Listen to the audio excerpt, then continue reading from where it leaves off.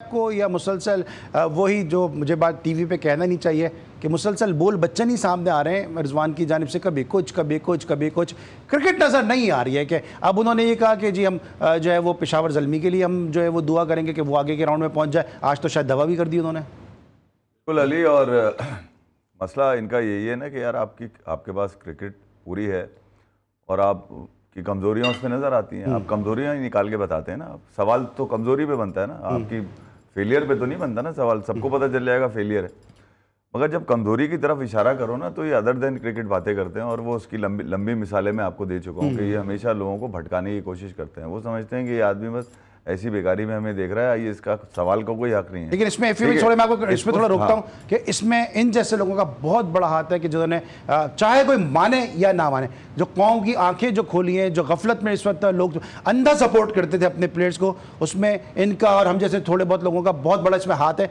कि सच्चाई आपने बताई है। अली यार देखें, बच्चों को सिर्फ इसलिए नहीं खिलाना कि ये इमर्जिंग का टैग इन पे से हट जाए, उसके बाद किसको याद रहेंगे फिर? तो 21-22 साल की उम्र तक मौका ही नहीं दिया जा रहा किसी को। दुनिया 14 साल के बच्चे पे मार रही है, कोई 16 साल पे। कल आपने उस लड़के को देखा हो, नहीं वो भी छोटा है, ठीक है, मगर मैं ये कह रहा हूँ कि अगर आपने इन्वेस्ट करना है तो सदाकत 20 साल का भी नहीं है। इन्वेस्ट करना चाहिए ना अली। इन्वेस्ट उन पे ही किया जाए जो आपको कुछ देंगे।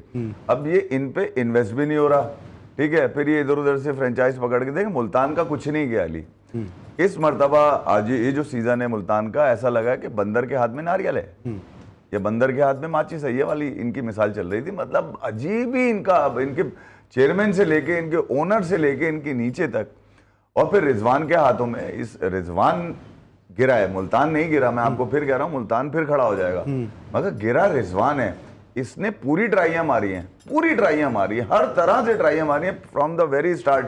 मुल्तान को अगर आप देखेंगे अच्छा स्टार्ट हुआ, मगर जो उसके बाद से ही गिरना शुरू हुए तो ये अदर देन क्रिकेट पे चले गए।